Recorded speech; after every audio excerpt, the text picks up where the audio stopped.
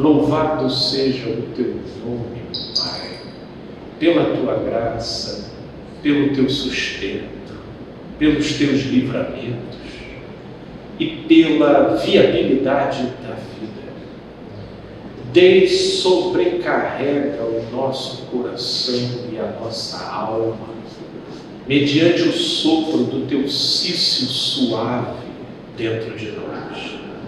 Sim, a fim de que a confiança na soberania do teu amor e da tua graça possa silenciar todas as inquietações, todos os tumultos, tudo aquilo que de bagunçado acaba nos levando a uma expressão precipitada e equivocada da nossa melhor versão em Ti.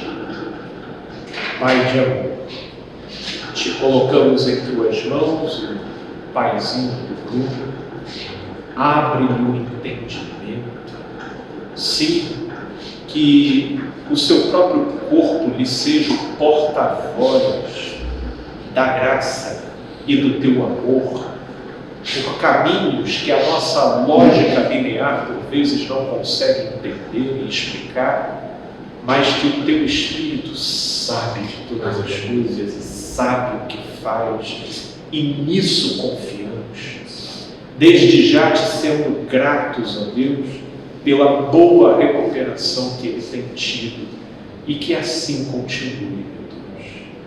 Te pedimos por tantos outros, nas suas enfermidades, nas suas limitações, nas suas dificuldades, estenda as tuas mãos de graça, de amor e de misericórdia, onde juntos aqui lançamos diante de Ti todas as nossas ansiedades e em Ti descansamos. É o que te pedimos e também te agradecemos, em nome de Jesus. Amém.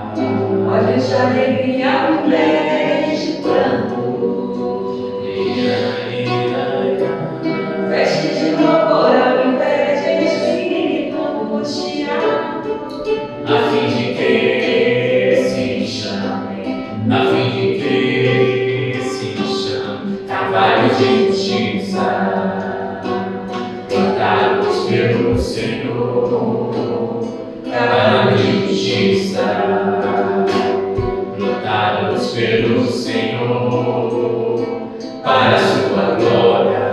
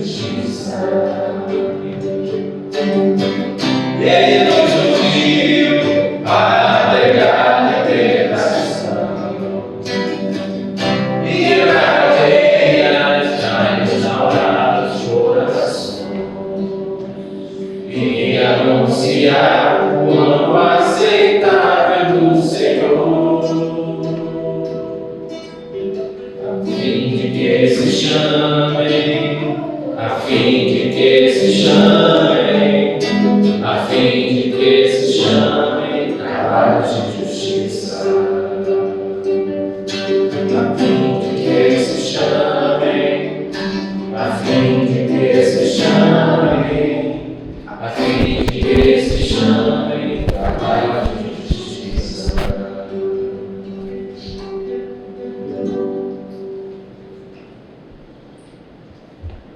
Amém. Amém, amém, amém. Se você até tivesse no pique, mas fica à vontade. Tem, né?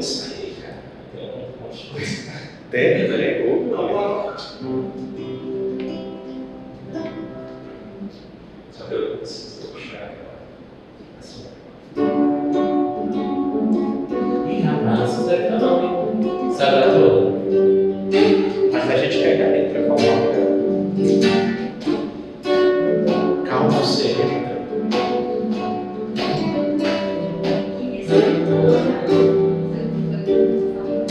Calmo, sereno e tranquilo, sinto descanso neste viver. Isto devo ao amigo, e só por ele eu pude obter. Ele é Jesus, meu amigo, meu Senhor, meu Salvador.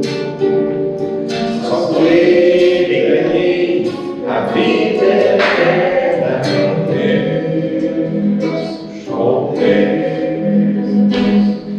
Triste foi sua história, levada à cruz sem pecado algum. Só porque me amou, morreu por mim, não hesitou. Ele é Jesus, meu amigo, meu Senhor, meu Salvador. Só por ele ganhei a vida eterna com Deus, com Deus. Que maravilha! Essa daí, cantada até pelo grupo Elo, né? Puxa, essa toca no meu carro. Mais cantado do que tocado.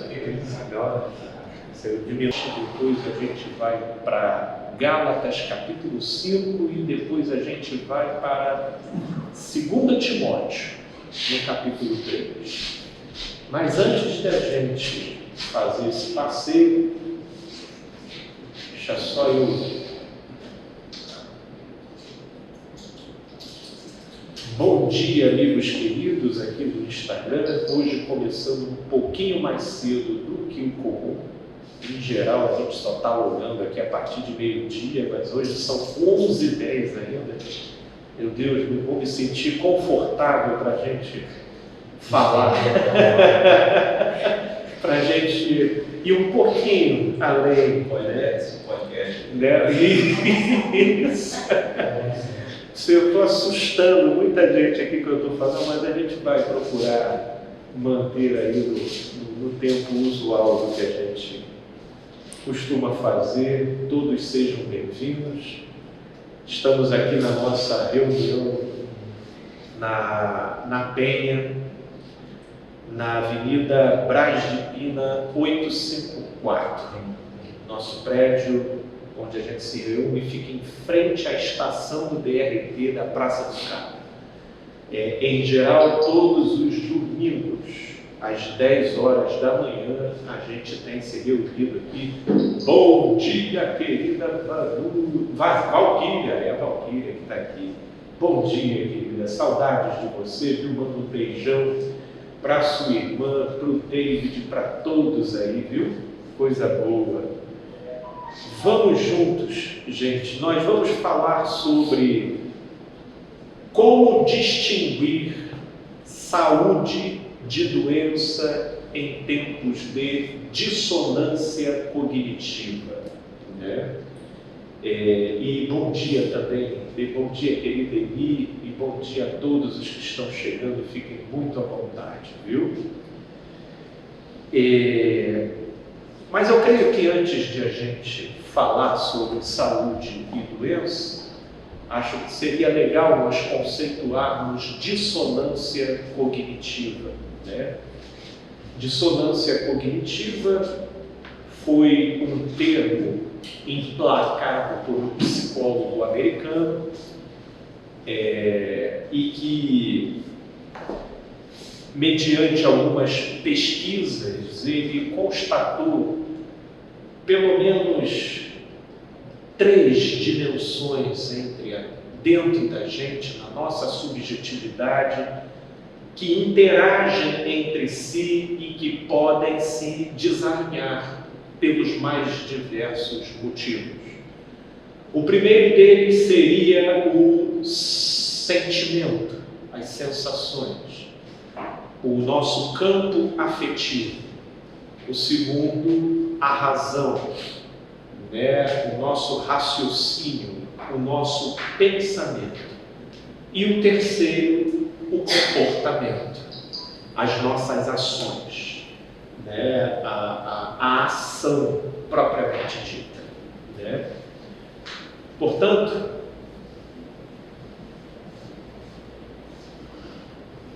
já podemos entender que o caminho mais recomendável seria o melhor alinhamento possível entre essas dimensões, entre aquilo que eu sinto pudesse estar em harmonia com aquilo que eu penso e, consequentemente, também de forma harmonizada com a atitude, com o comportamento que eu produzo.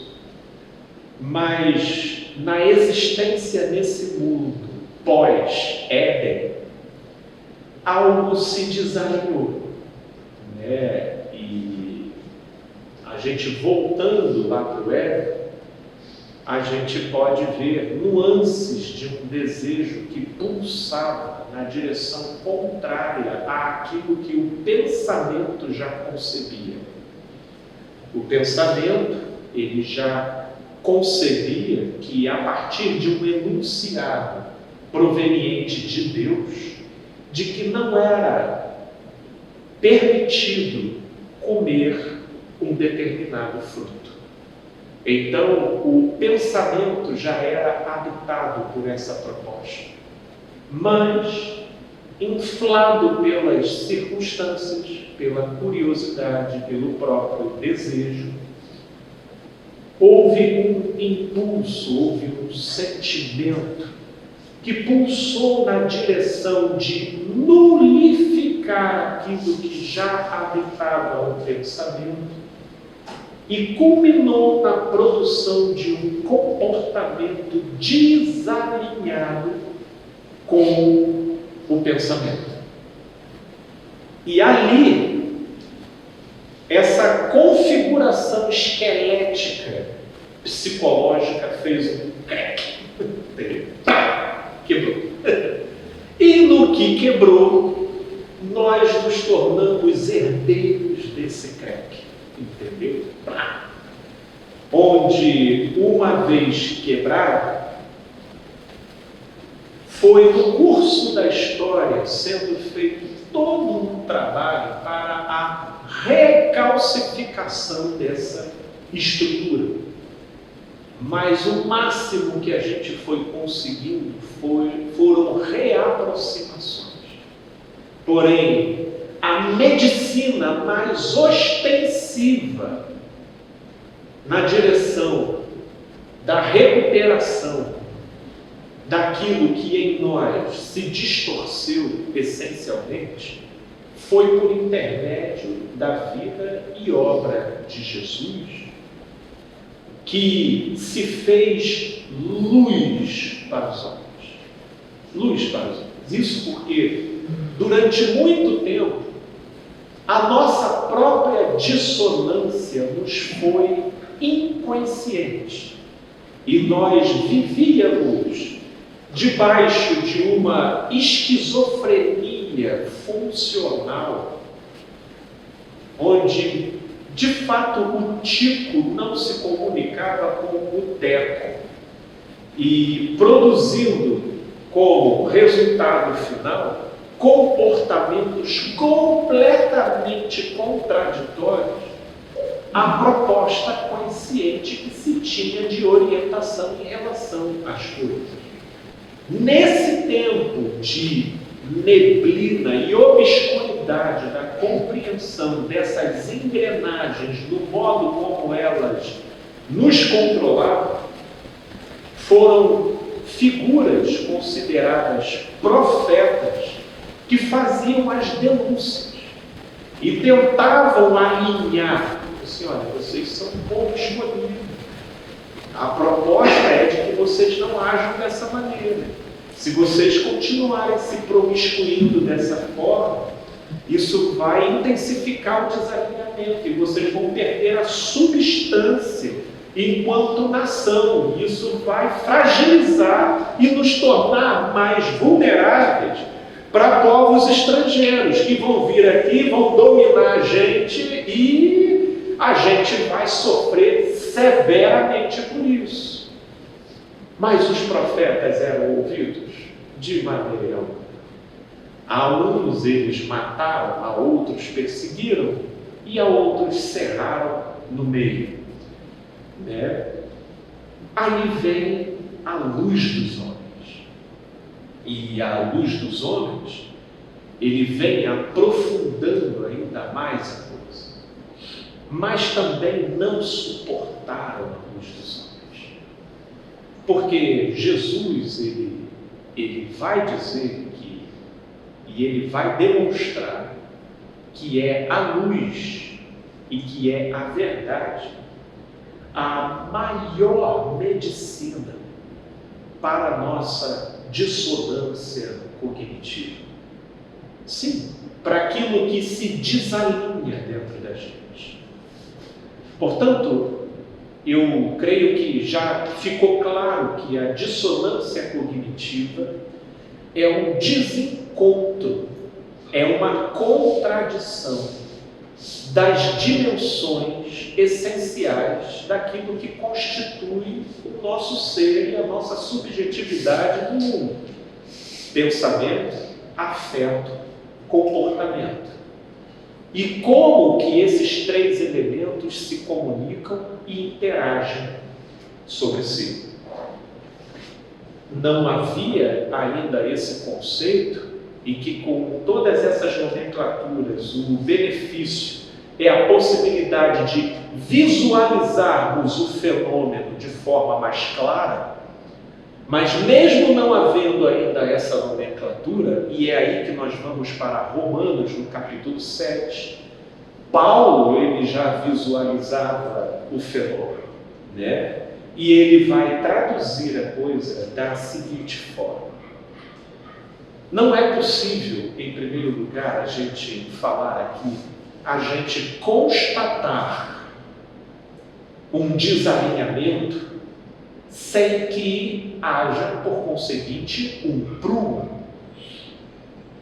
Se você ver uma parede torta, você saberá que ela está torta na medida em que você souber a finalidade a que ela se propõe. Se você chegar e ver uma parede torta, você vai dizer: Felipe, olha lá, está torta. Eu vou dizer para você: não, Marco, não está torta não, que aquilo ali a gente vai fazer um arco. Aí você: tá, então você vai fazer um arco. Então faz sentido ela estar envergada dessa forma. Agora, se eu disser para você: não, aquela parede ali vai ser a parede da minha cozinha, da minha casa, aí vai ser Felipe, do jeito que está aí, não vai dar conta não. Está torta. Aí tem que ter o quê? Um prumo. Então, falando em termos da matéria que nós vamos aqui pensar e falar, qual é o prumo? O prumo é o que Deus primeiro enunciou. E o primeiro enunciado de Deus para os homens, a fim de que eles pudessem constatar no curso da história a sua própria dissonância, foi o quê? A lei. Esse foi o primeiro. A lei. E pela lei, Paulo ele começa aqui a abordar como se deu a dissonância dele. Então, Romanos capítulo 7, vamos para o verso 7 do próprio capítulo 7. Que diremos, pois, é a lei pecado? De modo nenhum. Eu não teria conhecido o pecado se não por intermédio da lei. Pois não teria eu conhecido a cobiça se a lei não dissera, não cobiçarás. Então foi dado um prumo, não cobiçarás. Isso passou a habitar o pensamento. Eu sei que não é para cobiçar, mas aí vamos lá. Mas o pecado, tomando ocasião pelo mandamento, despertou em mim toda a sorte de concupiscência, porque sem lei está morto o pecado. Se eu tiro não cobiçarás, acabou. Eu tenho em mim pulsões, desejos, vontades e impulsos que, não havendo um contraponto na minha consciência, então eu ganho o quê? Um alinhamento. Um alinhamento. Se não há um contraponto, aquilo que já habita o meu instinto consegue se alinhar de modo mais harmônico com o meu pensamento. Então, se não há lei, não há pecado. E pecado aqui, dentro da matéria que nós estamos conversando, entenda pelo termo daquilo que é desconfortável, daquilo que me agulha. Porque aí é que está aqui também o ponto ambivalente que nós podemos conversar acerca da dissonância cognitiva. A dissonância cognitiva, uma vez vivenciada, ela vai produzir mudança. Seja para o bem, seja para o mal. É isso que Paulo diz, que a mensagem do Evangelho, ela vai acentuar a consciência da dissonância. Para uns, isso será aroma de vida. Para outros, isso será aroma de morte. Mas, uma vez constatada a dissonância, isso vai produzir mudança. Vai produzir mudança. Por quê? Porque assim como não é possível a gente viver com um osso quebrado, quebrei o osso, vamos continuar aí andando. Isso vai dependendo do tipo de osso que está quebrado. Alguns, até sendo, por mais periféricos que eles sejam, eles vão te incomodar. Imagine alguns assim com uma determinada essencialidade no corpo. Assim também na nossa subjetividade. Se essa estrutura esquelética da nossa subjetividade, pensamento, afeto e atitude, naquilo em que ela estiver desalinhada, ela vai incomodar. E aí cada um vai procurar fazer esse alinhamento de uma forma. E é aqui que a gente vai começar a olhar para o cerne dessa questão. Porque uma mudança vai haver, mas a gente vai assistir para que lado essa mudança vai acontecer. Paulo, ele está começando a notificar um desconforto relativo ao desalinhamento do que ele constata no impulso dele com o preceito que habitava o pensamento dele, a consciência dele.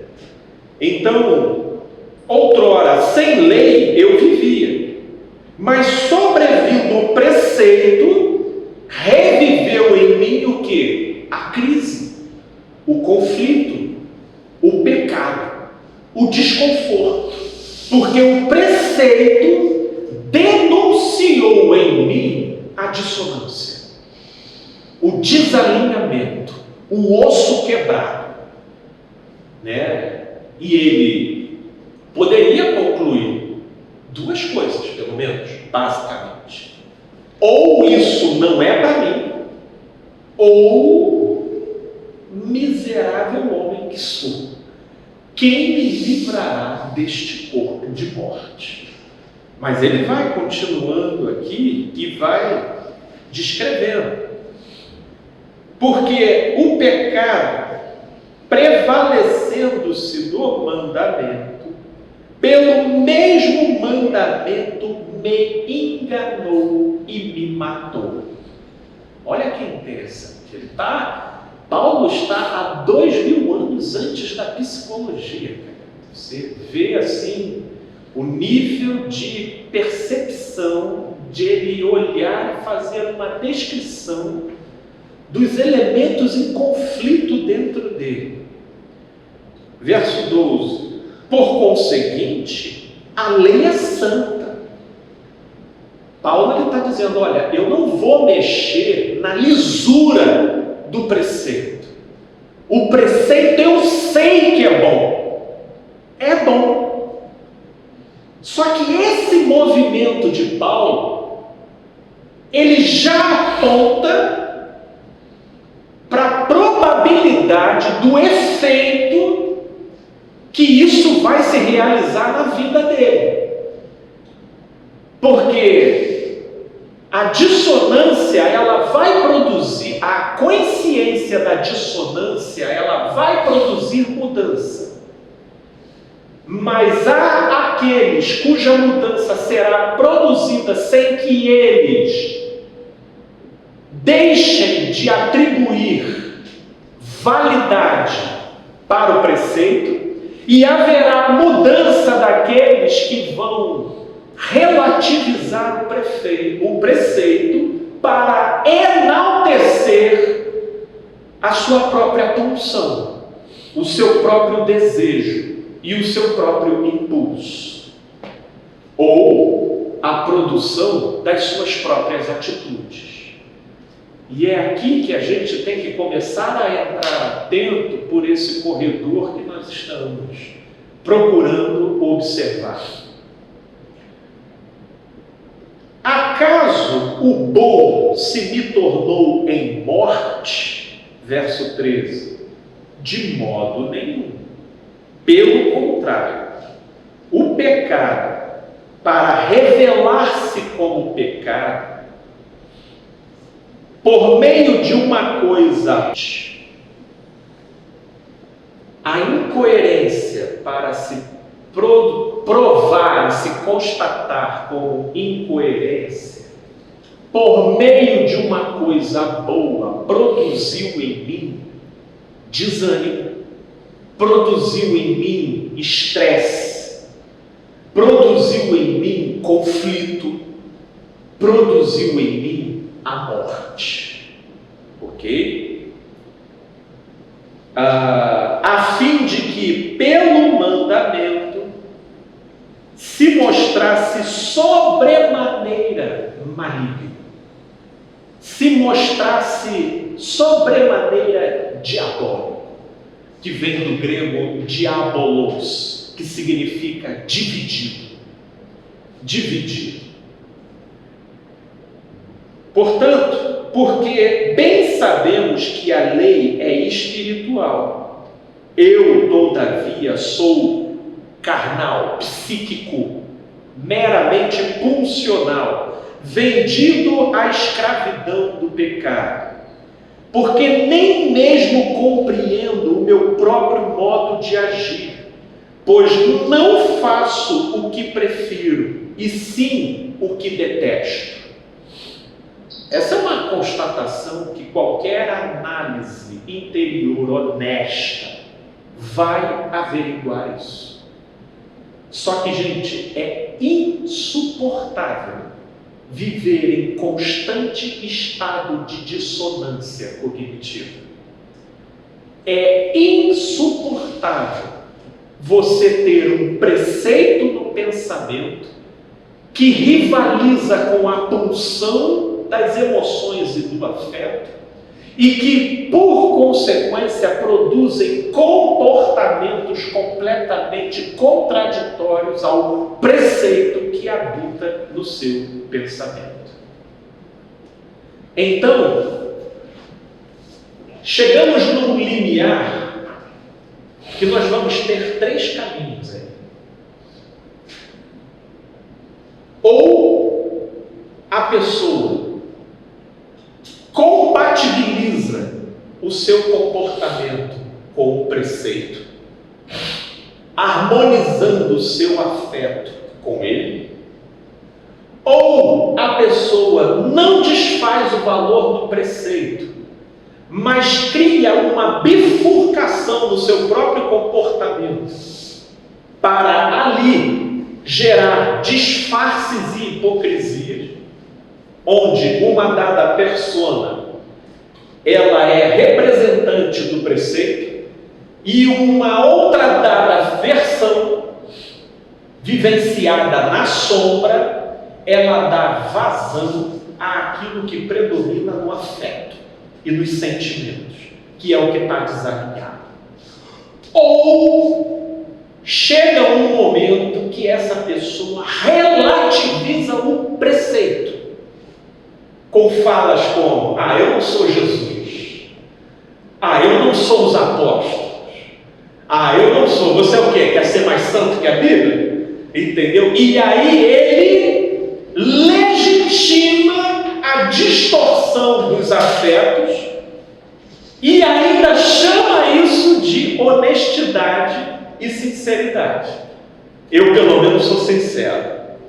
E ele, então, provoca ali a revelia, um realinhamento, diminuindo os conflitos da dissonância. Consegue perceber? Que é o que muita gente faz. Agora, existem esses 3 caminhos.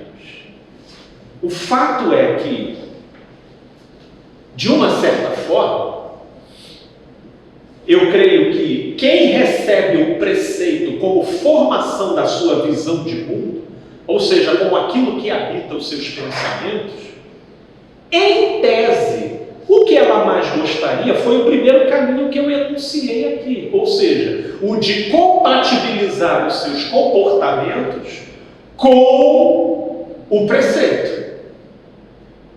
Mas como isso não se consegue de imediato, como isso é um processo e não está sujeito ao campo de relações que o sujeito desenvolve na vida, a premência de que ele apresente um resultado nas suas inter-relações acaba sendo mais urgente do que o tempo que esse processo leva para recalcificar o comportamento dele com o preceito. Então, essa diferença entre o que ele é cobrado no nível social e o tempo que esse processo leva ele a bifurcar o seu comportamento de maneira hipócrita entre um personagem que cumpre o paladar daquilo que os outros gostariam que ele fosse e uma outra realidade vivida na sombra e de forma escondida para que ninguém saiba. Isso, vamos dizer assim, numa das hipóteses, porque a outra hipótese é a pessoa sistematicamente relativizar o preceito, seja dizendo: mas não foi isso que quer dizer, não. Isso daí não quer dizer, você está fazendo a hermenêutica errada, que é o que eu tenho visto.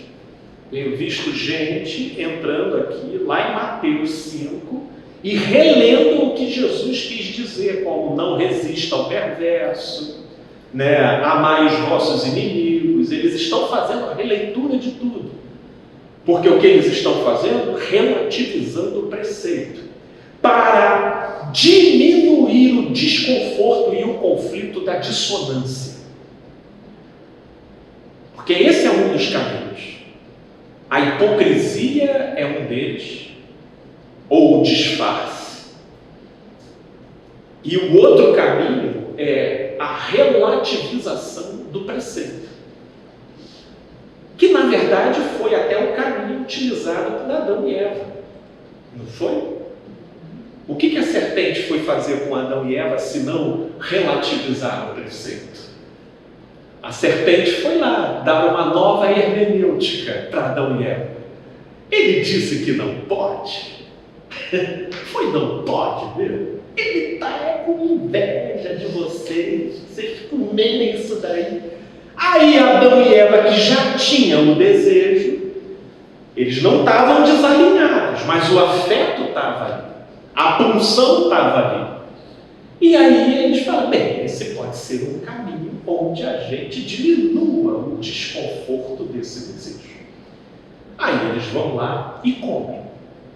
E aí vem a consequência, e a consequência ela começa a produzir essa relativização da verdade, que é a esquiva da verdade.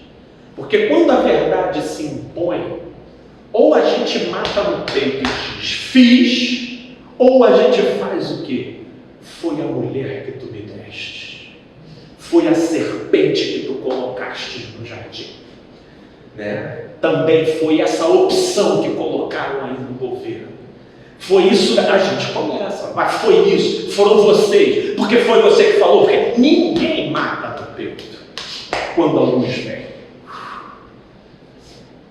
A nossa dissonância cognitiva, ela está presente e ela vai funcionar das mais diversas formas. Mas constatar saúde de doença, primeiro eu queria chegar até esse ponto aqui para a gente poder primeiro visualizar o fenômeno. E que eu creio que até o momento acho que foi possível a gente ver. Agora vamos para Gálatas, né? Capítulo 5. Que Paulo ele já trabalhava em cima da dissonância cognitiva. E no capítulo 5, no verso 16, ele diz: digo, porém, andai no Espírito, e jamais satisfareis as concupiscências da carne. Vocês me permitem, vocês que estão lendo, vocês estão vendo o texto aí. Eu vou me dar liberdade de parafrasear Paulo aqui, tá ok? Mas vocês estão lendo o texto. Andai pelo significado, e jamais vocês serão ludibriados pelo impulso e pelo fervor do momento. Porque os nossos sentimentos e impulsos, eles não carregam uma inteligência em si. Eles apenas reagem. Eles trabalham pelo padrão estímulo-resposta. Portanto, não se divorciem do significado. Porque o significado e o valor do preceito não mudam. Não muda. O que muda, até porque ele é próprio de oscilar, são as nossas emoções, os nossos sentimentos e as nossas sensações. Versículo 17. Porque as nossas sensações e impulsos e desejos frequentemente trabalharão contra o significado.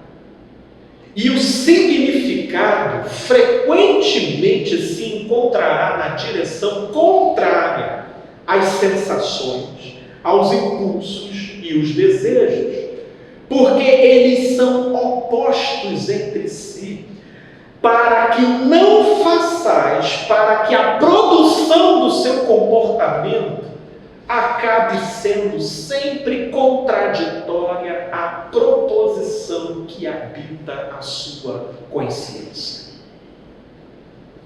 Versículo 18. Mas se sois guiados pelo significado, não estáis sob a lei. Sim, porque você entende o significado, você visualiza o porquê.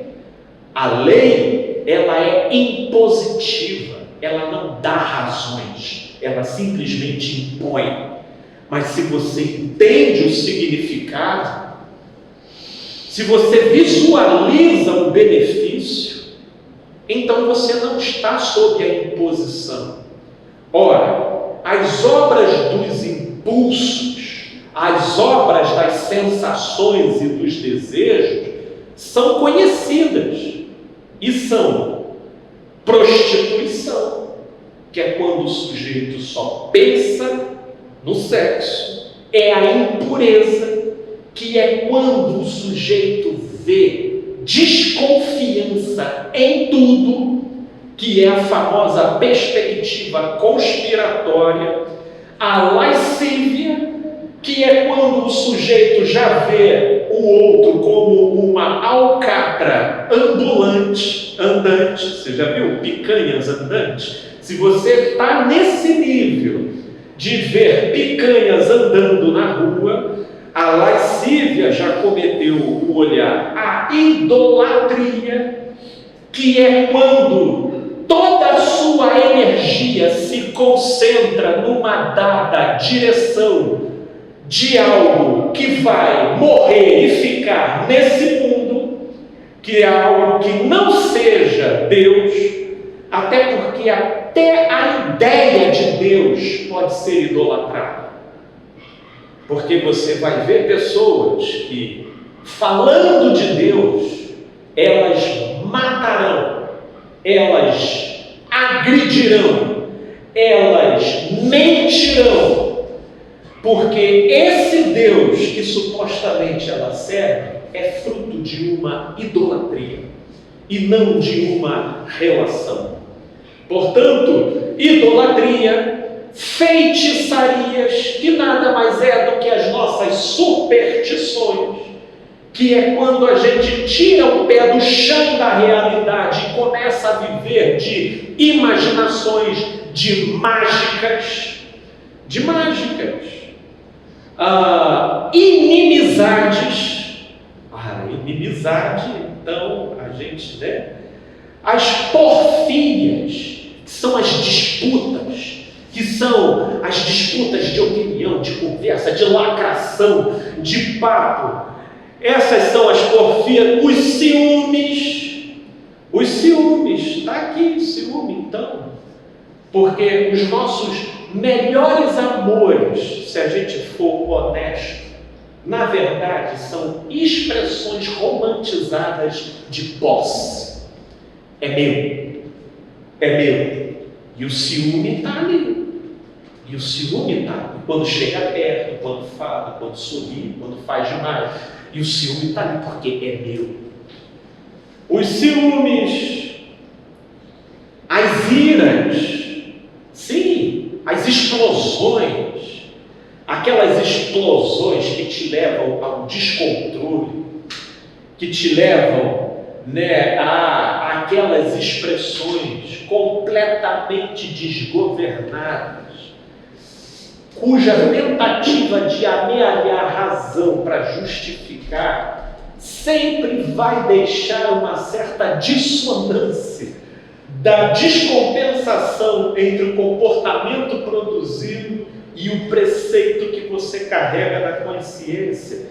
As discórdias, sim, é aquele ato de querer estar sempre discordando de quem você presume haver uma autoridade que de alguma forma te machuca, te relativiza, te atiça.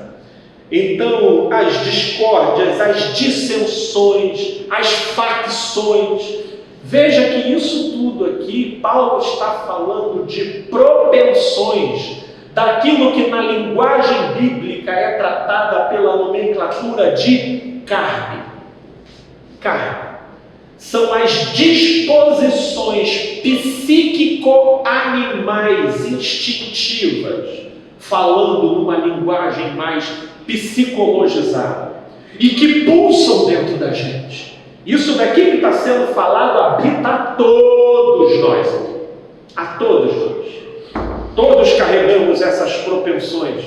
Invejas, que é aquele olhar comparativo, ressentido do outro. Bebedices, aqui as bebedices nós podemos colocar na casa de tudo aquilo que nos furta da sobriedade. E tem gente que se embriaga de álcool, e tem gente que se embriaga de ânimos e informações torpes, produzindo nela uma obnubilação da consciência e da sobriedade e da análise da realidade. Né? Como uma pergunta recente que eu vou dizer que eu nem respondi, né? Porque ela veio me perguntar o que eu vou achar do banheiro unissex, né? Que tem aqui, né? Inclusive tem aqui unissex esse banheiro, e que as nossas crianças serão obrigadas a usar, né? Então, aí eu falei, querido, eu não tenho nem o que te responder. Não tenho, assim, senão eu vou estar interagindo com uma coisa que não é real, que não é concreta, né? A gente conversa com o que é concreto, você de repente fala de política, de números, de estatísticas, mas tem gente se alimentando de uma realidade paralela e que aí não dá para conversar. Né? Glutonarias, que é quando a comida vira um fim em si mesmo. E essa relação com a comida, então, meu Deus, eu já vi muita tentativa de resolução da dissonância cognitiva, porque a pessoa tem consciência, ela já foi no médico e o médico disse, vai dar ruim. Só que a pessoa, o vai dar ruim do médico, não anula o apetite da pessoa. Anula? Não anula o apetite. O apetite está ali. Então ela fica num conflito de tentar deter o apetite. Mas o preceito não, o interdito do vai dar ruim está ali na consciência dela. E o conflito entre o apetite e o interdito é um desconforto na pessoa.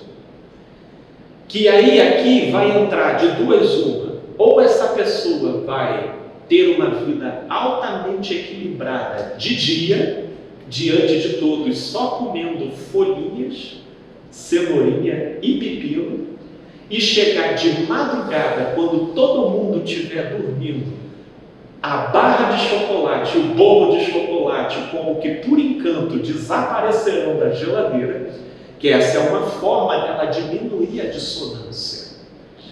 Ou, só que ainda assim, esse tipo de hipocrisia, ela deixa um rescaldo da dissonância. Por quê? Porque no final das contas, ela precisou fazer escondido. E a produção do comportamento colocou ela na contramão do interdito do médico. Então, como é que ela vai ter a propensão de resolver esse desalinhamento? Vai chegar uma pessoa para ela e vai dizer, fala sério, esse médico aí te falou isso? Sinceramente, eu tive um tio do primo do tataraneto, do amigo do primo da vizinha, da amiga minha que morava lá no bairro vizinho, que o médico falou a mesma coisa, aí ela passou a comer e viveu até os 90. Aí ela, essa é a verdade que eu queria ter.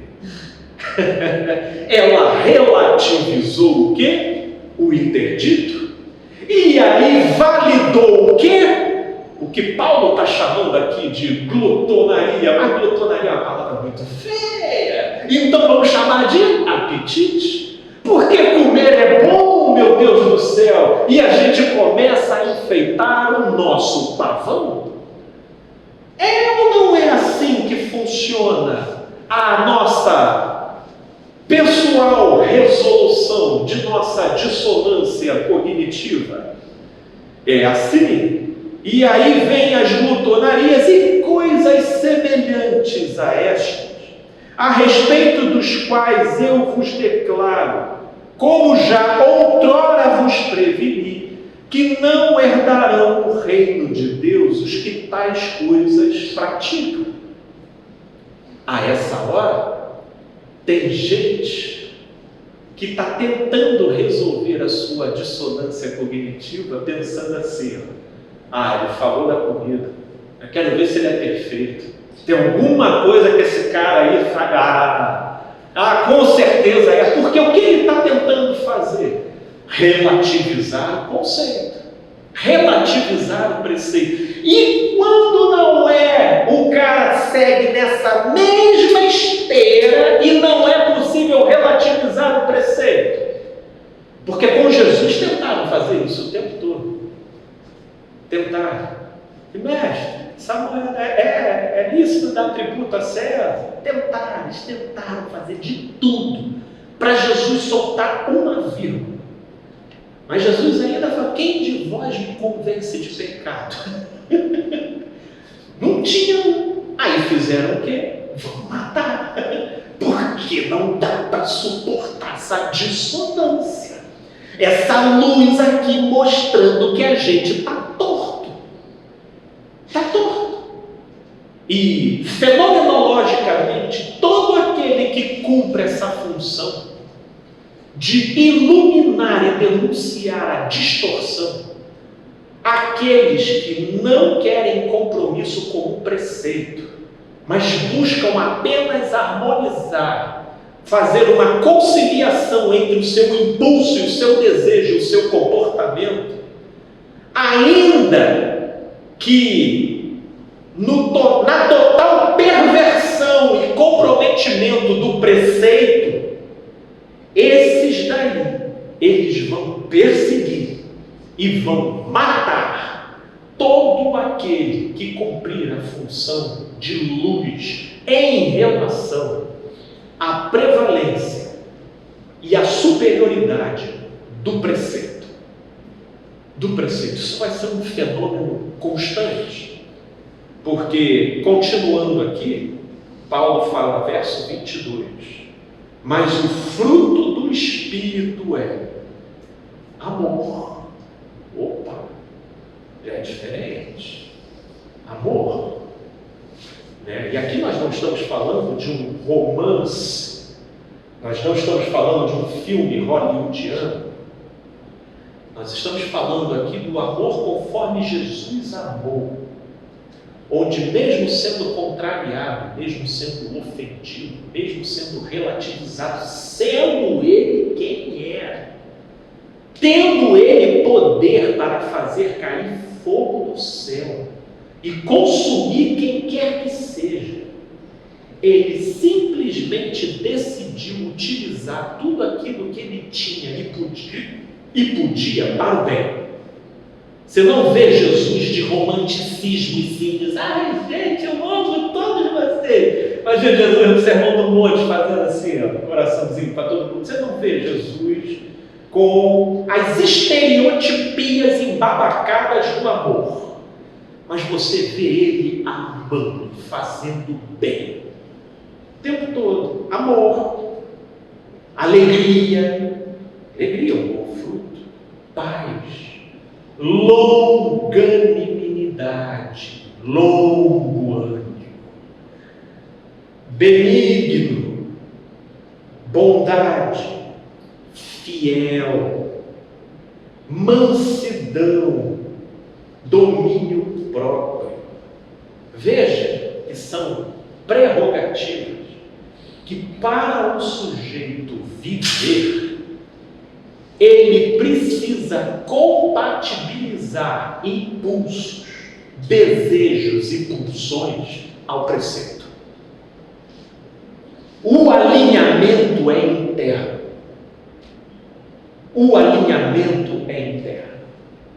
Quem não se alinha dessa forma precisa aguardar um vento de doutrina ou de ideologia para, no coletivo, ter legitimado uma dada tendência, para então ele parar de se questionar pelo modo dele de ser daquela forma, porque ele sendo daquela forma, ele está lutando por uma causa nobre.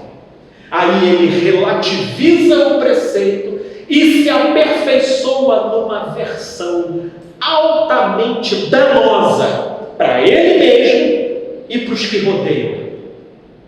Conseguem visualizar? Eu acho até que nós estamos num tempo que eu não preciso nem ficar dando exemplo. Porque se você botar aí na manchete de algum jornal, você já vê exemplos da dissonância.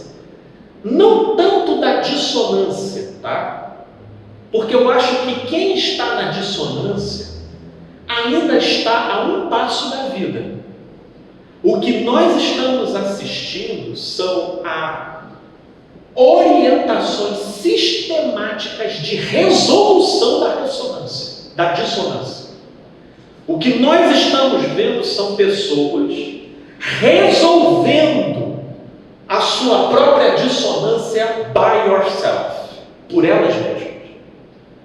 Elas estão relativizando o conceito e canonizando o seu próprio impulso e desejo, partindo do princípio de um preceito fake. E Felipe, como é que você deduz a invalidade do preceito? É porque o produto final do comportamento delas coloca elas para apresentarem uma versão completamente contrária ao prumo do Evangelho. E é aí que eu quero convidar vocês para 2 Timóteo, que é o nosso último texto aqui, que Paulo, 2 Timóteo capítulo 3. Inclusive esse texto eu também estive lendo num dos vídeos que eu gravei, mas que eu quero ler juntos aqui com vocês, porque Paulo aqui ele faz uma descrição que nos ajuda a perceber a direção e o caminho para onde segue a tentativa de resolução da nossa dissonância cognitiva sem a cruz. Sem a cruz. A resolução da nossa, porque todos nós somos desalinhados. A resolução da nossa dissonância cognitiva sem a cruz resulta nisso aqui que nós vamos ler. Vocês vão ler aí e eu vou aqui estar parafraseando, ok? 2 Timóteo, capítulo 3, a partir do verso 1. Sabe, porém, isto: nos últimos dias sobrevirão tempos difíceis, pois os homens serão egoístas. Eles viverão concentrados nas suas próprias crenças e certezas. Avarentos, eles serão extremamente apegados àquilo que eles têm, seja bens, seja reputação, sejam posses. Eles serão jactanciosos, sim. Eles se verão num patamar de superioridade em relação aos outros. Todos os outros são alienados e perdidos em relação a eles. Portanto, essa distinção de superioridade os torna jactanciosos e, ato contínuo, arrogantes. Sim, porque a fala deles é como quem detém uma superioridade moral em relação a todos os demais. Blasfemadores, porque quando um arrogante tem relativizado a sua própria superioridade ou imaginação de supremacia, ele não faz outra coisa senão blasfemar, desdenhar, ofender tudo aquilo que, mesmo participando do código de crença dos outros, ele assim o faz para afirmar a sua própria superioridade moral sobre esse outro. Então, desobediente aos pais, e hoje mais do que nunca, inclusive os pais e os vínculos e as famílias, elas têm sido banalizadas, né? E elas servirão, né, como pretexto para que o sujeito exercite nele a sua pior versão. Em Marcos capítulo 7, Jesus denuncia uma dissonância, uma resolução de dissonância que acontecia da seguinte forma. Em Marcos, no capítulo 7, os escribas e fariseus, eles ajeitavam o preceito de Deus. Isso aqui não é minha fala, não. Se for lá em Marcos 7, tem até uma fala bem. Olha aqui que Jesus fala no verso 9: jeitosamente rejeitais o preceito de Deus, para guardardes a vossa própria tradição. Jeitosamente rejeitais o preceito de Deus, para guardar a vossa própria. Jesus, ele já visualizava o modo como o homem, sem ele, promove a resolução da sua própria dissonância cognitiva. Porque viver em dissonância é altamente desconfortável. Sabe, com as suas atitudes produzindo coisas que sempre te levam a se sentir mal, a se sentir culpado, a se sentir para baixo. E aí, para você não viver como um esquisitoide ambulante, ou você parte para a hipocrisia, ou você parte para a total subserviência, ou você relativiza o preceito, ou você jeitosamente manipula o preceito para fazer prevalecer a tradição. E lá em Marcos 7, o que Jesus denunciava?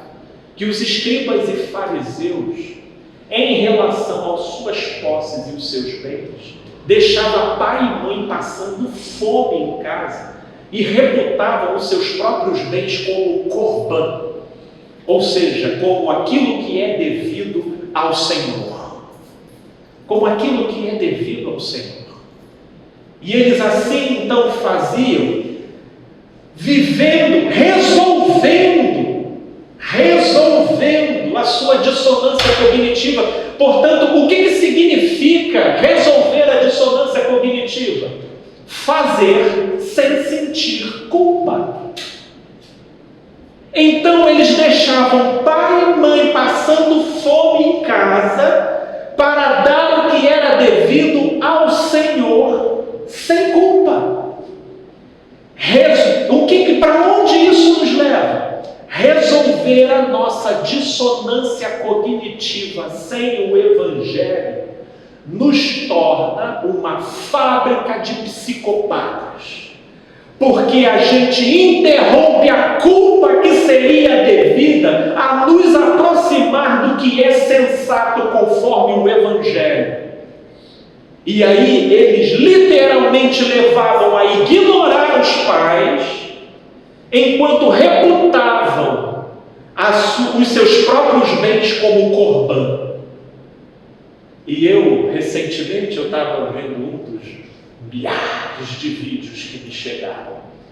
E uma menina falando: eu já briguei com todo mundo, já briguei com os meus pais, família então nem se fala, mas eu estou fazendo tudo isso daqui é por eles mesmos, então eu estou seguindo. Olha aí a resolução da dissonância.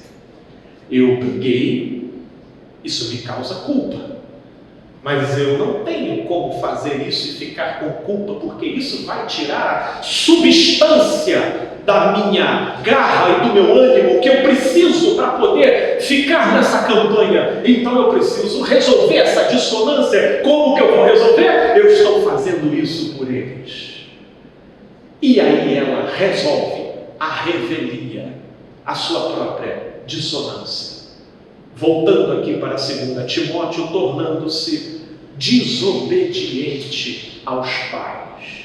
Porque são pessoas que, inclusive, como eu ouvi de um tal pastor, se votou no fulano de tal, já não é nem família, já não é nem, virou inimigo. Agora, ninguém toma uma atitude dessa, principalmente falando de púlpito, se no coletivo já não existe uma razão para, na superfície, promover a resolução da dissonância cognitiva. E qual é? A minha pátria, Deus e os valores cristãos. E aí isso leva ele a resolver a dissonância, ainda que o produto final seja o quê? A facção, a dissensão, a porfia, ou a contenda. E vamos ler aqui mais as características que Paulo vai dando.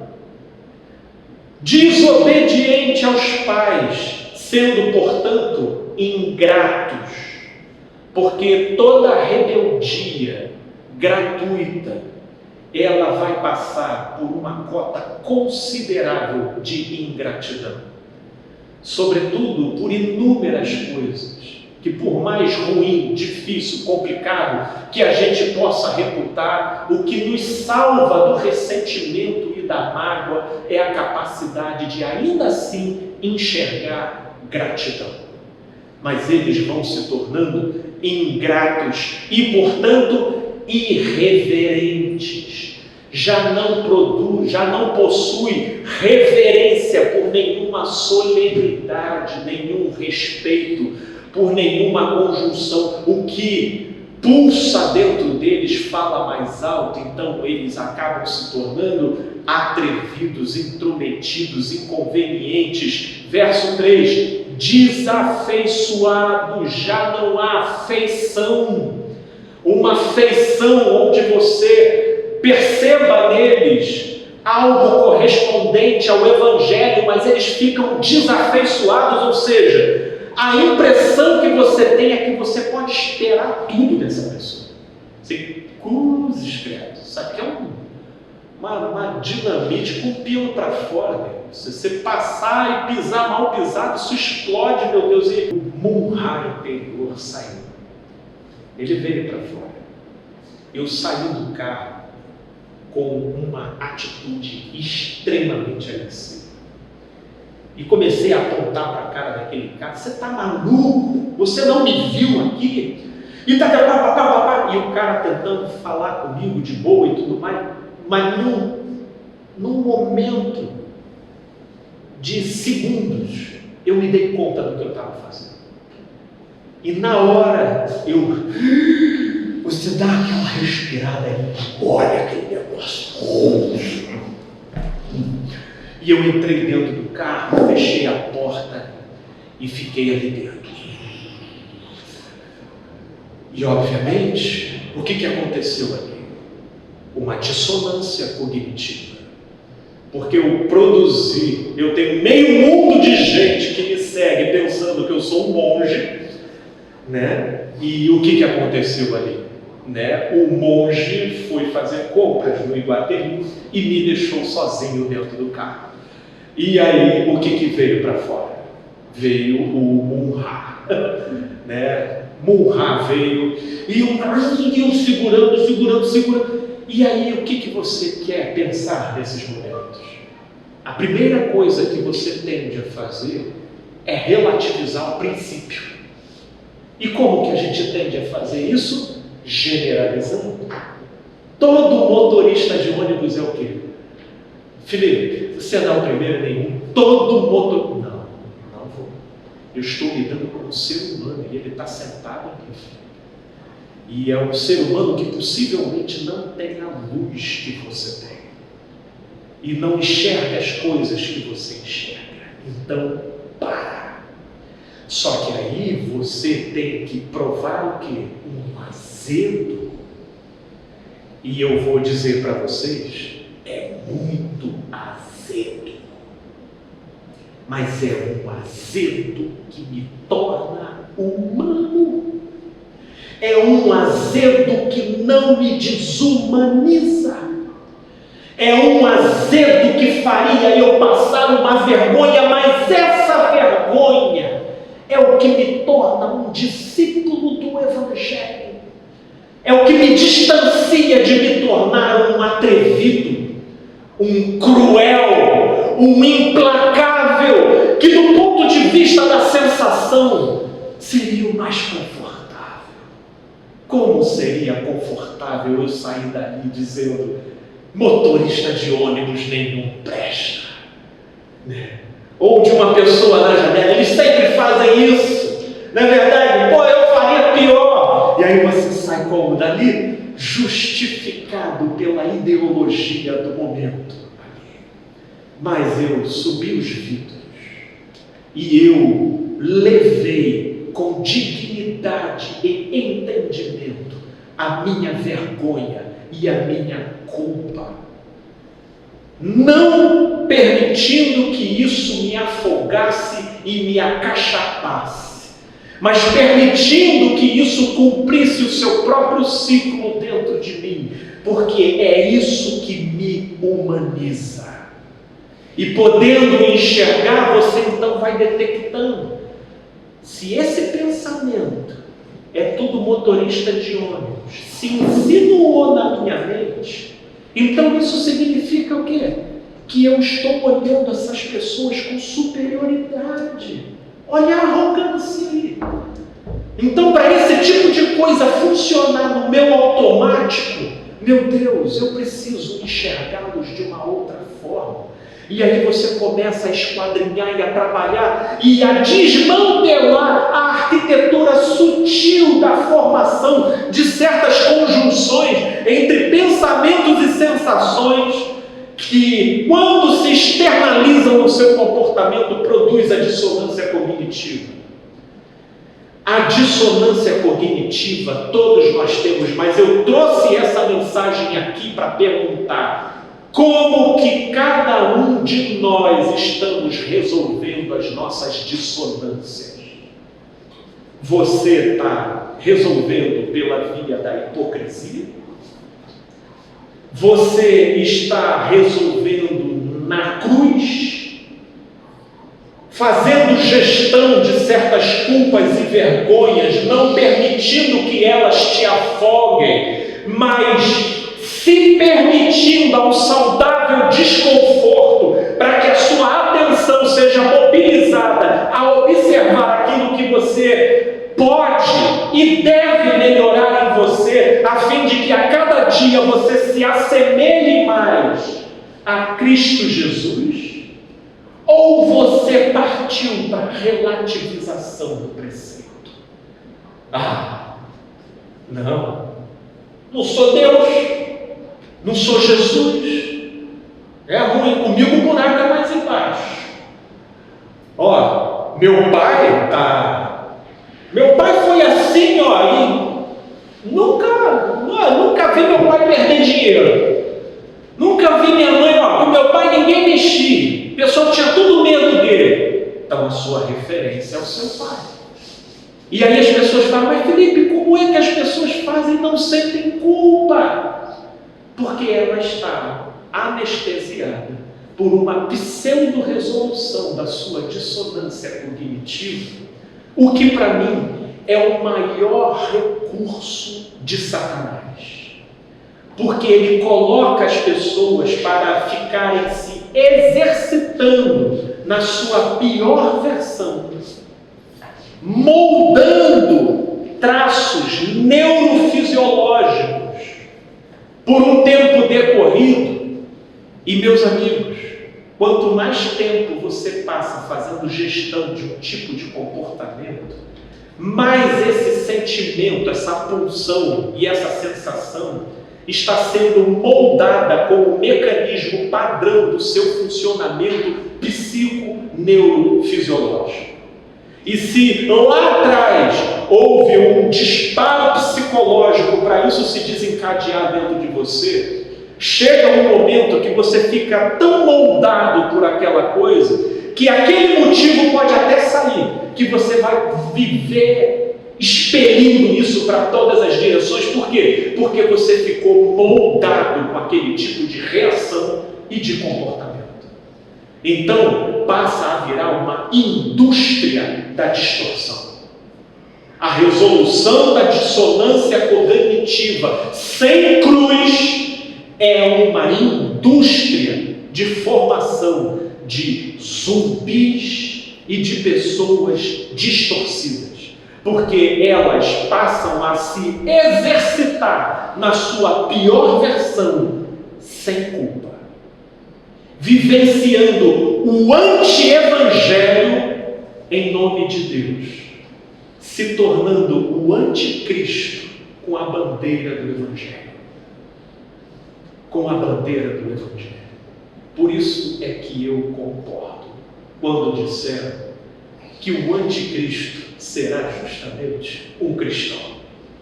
Porque fica claro visualizar o fenômeno de como que isso vai ser formado.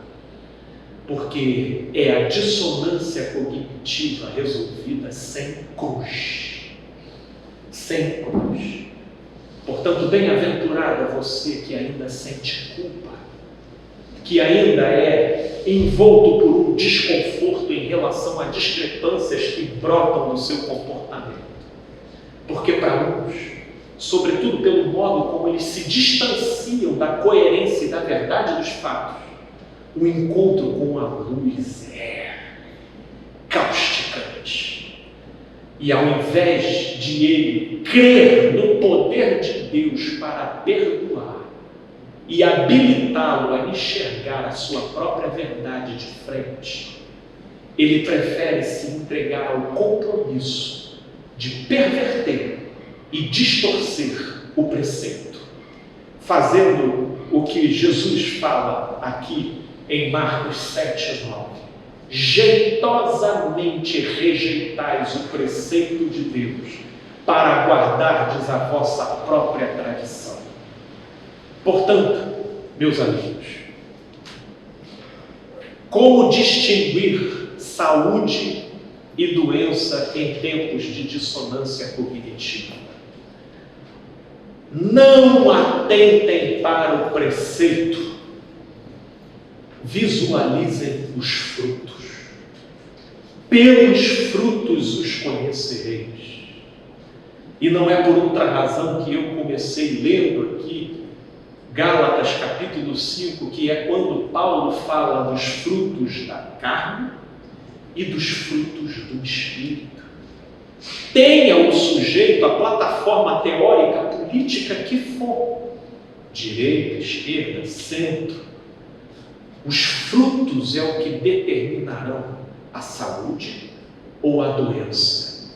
Se aquela plataforma teórica política serve apenas como uma leitura informativa do seu tempo e da sua época no qual ele está inserido, ou está cumprindo uma função pretextual para que o sujeito promova uma pseudo-resolução da sua própria dissonância, a fim de se exercitar em versões completamente pervertedoras e distorcidas, sem culpa.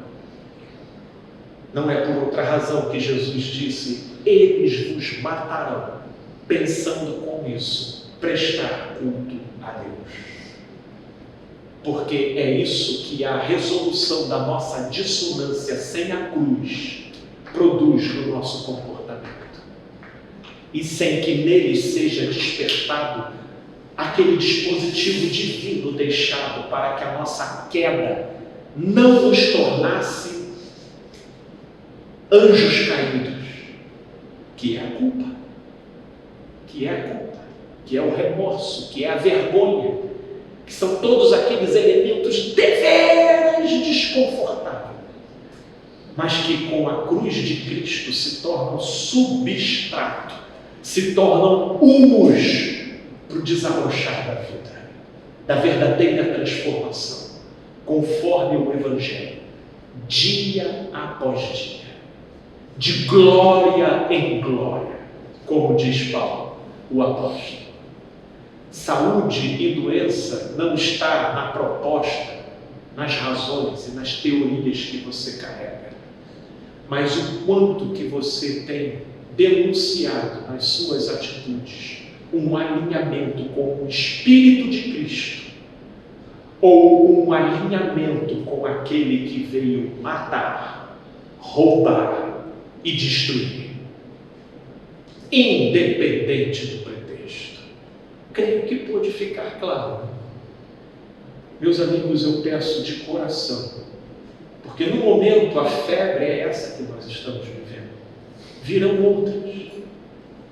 outras, e o que não faltarão serão pretextos para que o nosso desalinhamento seja justificado e pseudamente resolvido sem a cruz. Não permita, meus amigos. Esse é o desafio. Que o nosso alinhamento proceda da cruz.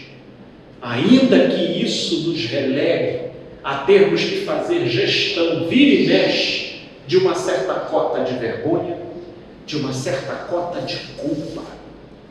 Mas nós sabemos que isso é o substrato para que a nossa atenção seja mobilizada para a direção certa.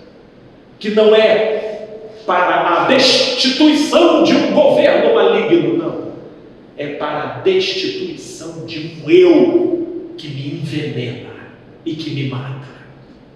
É esse eu que dia após dia precisa ser destronado. E essa é a verdadeira resolução da nossa dissonância cognitiva. É a cruz.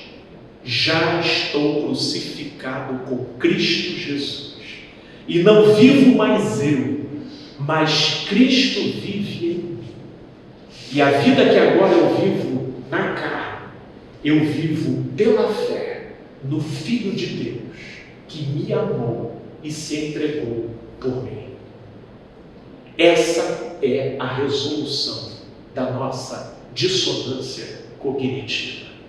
Se não for por esse caminho, a gente vai matar, mentir, roubar, deturpar, agredir, sem culpa, e em nome de Deus, porém, conforme filhos do diabo.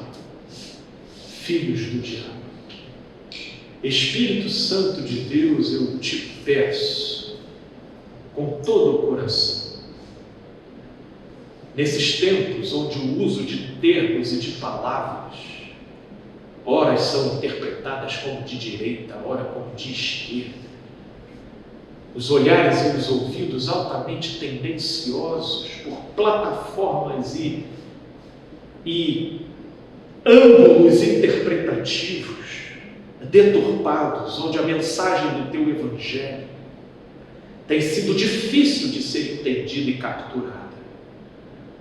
Meu Deus, mas eu confio muito menos na minha capacidade de persuasão ou de fala do que eu confio na efetividade do trabalho do teu Espírito em cada coração.